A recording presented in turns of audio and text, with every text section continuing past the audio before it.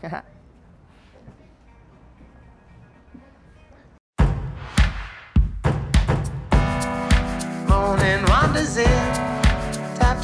am I being super cool or am I being honest? If I'm being honest, I'm gonna have to pull out that. That was the first album I ever bought with my own money. I never got hugely on the Red Hot Chili Peppers train, but this one really struck a chord with me and I learnt a lot of the songs on guitar, and so that's gonna have to go in straight away.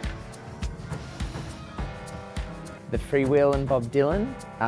This was the first step for me away from classical music and classical guitar, and his songwriting and the simplicity and complexity of his lyrics really inspired me to take a big jump in another direction. This album, What Is Her Dummy, along with one other record, the most inspiring music for the new album that I had available to me, and it really helped me shape a new sound. Radiohead's A Moon-Shaped Pool. Probably not the band you would think that I would be inspired by, but this album in particular had so much freedom, and so they were so relaxed in the way they did things. I needed to reconnect with that kind of thing. Okay. Led Zeppelin 4, I know it's an obvious choice, but this was the first album that I ever owned. My dad bought it for me on cassette, and it was my real first introduction to music. Robert Plant is like a golden Greek god.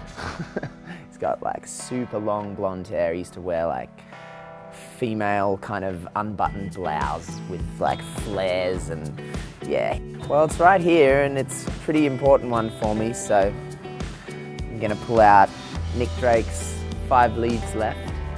His music and his story just really moved me, and it was a similar time that I was discovering Bob Dylan, and Nick was the gateway for me because he was still such an incredible virtuosic guitarist and had a classical influence but was a folk singer-songwriter in a sense. I'm guessing that they probably don't have what I'm looking for. I'm looking for an artist called Camille. She's a French singer that had an album called Le Fil, which was, in French means the thread. And the idea behind her album was she loops her voice over and over. She creates these enormous worlds using just her body and her voice. And she looped a tiny little note. She sung a note, just went, ooh. And then she looped that, and it goes the entire album like a thread through all the songs. So the album's called The Thread, and everything builds up and falls away from this one loop. But it's hard to find.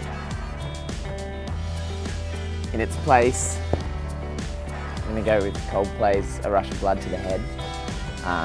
It was Chris Martin at this time.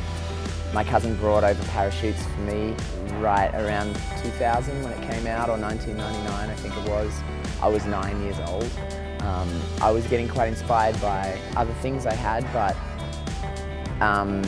Chris Martin just completely blew me away with his honesty and his melodies more than anything, and melodically he really steered me through all of my early songwriting, my teenage years. He was the soundtrack to breakups. It was, yeah, I think for a lot of my generation, Coldplay back in the day was like, we lived to it. And did I stumble?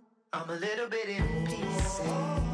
Yeah, done. Dunzel, Washington.